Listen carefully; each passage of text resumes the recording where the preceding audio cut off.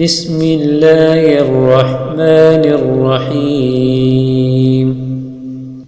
تبارك الذي بيده الملك وهو على كل شيء قدير الذي خلق الموت والحياة ليبلوكم أيكم أحسن عملا وهو العزيز الغفور الذي خلق 7 سماوات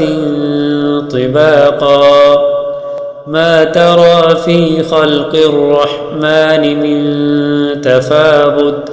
فارجع البصر هل ترى من فتور ثم ارجع البصر كرتين ينقلب إليك البصر خاسئا وهو حسير ولقد زينا السماء الدنيا بمصابيح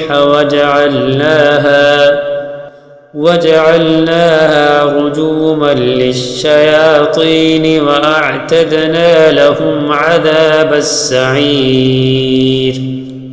وللذين كفروا بربهم عذاب جهنم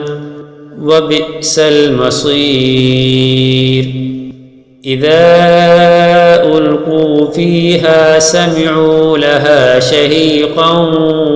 وهي تفور تكاد تميز من الغيظ كلما ألقي فيها فوج سألهم خزنتها ألم يأتكم نذير قالوا بلى قد جاءنا نذير فكذبنا وقلنا ما نزل الله من شيء إن أنتم إلا في ضلال كبير وقالوا لو كنا نسمع أو نعقل ما كنا في أصحاب السعير فاعترفوا بذنبهم فسحقا لأصحاب السعير إن الذين يخشون ربهم بالغيب لهم مغفرة وأجر كبير وأسروا قولكم أو اجهروا به إنه عليم بذات الصدور ألا يعلم من خلق وهو اللطيف الخبير هو الذي جعل لكم الأرض ذلولا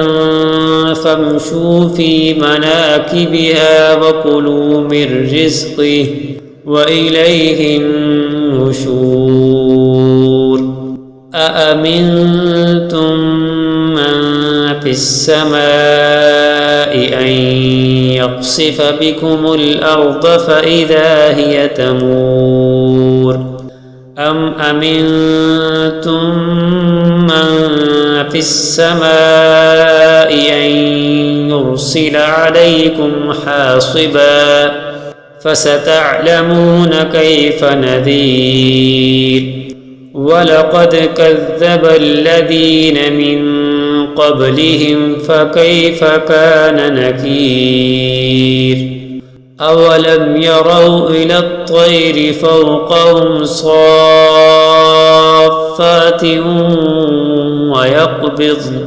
ما يمسكهن إلا الرحمن إنه بكل شيء بصير أمن هذا الذي هو جند لكم ينصركم من دون الرحمن إن الكافرون إلا في غرور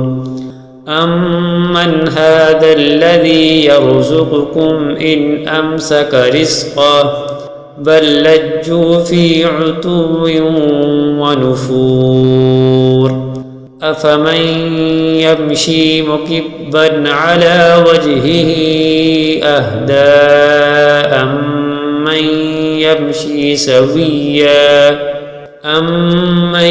يمشي سويا على صراط مستقيم قل هو الذي أنشأكم وجعل لكم السمع والأبصار والأفئدة قليلا ما تشكرون قل هو الذي ذرأكم في الأرض وإليه تحشرون ويقولون متى هذا الوعد إن كنتم صادقين قل إنما العلم عند الله وإنما أنا نذير مبين فلما رأوه زلفة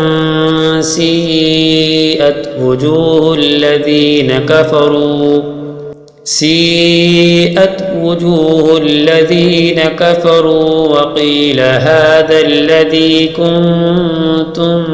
به تدعون قل أرأيتم إن أهلكني الله ومن معي أو رحمنا فمن يجير الكافرين من عذاب أليم قل هو الرحمن آمنا به وعليه توكلنا فستعلمون من هو في ضلال مبين قل أرأيتم إن أصبح ماؤكم غورا فمن يأتيكم بماء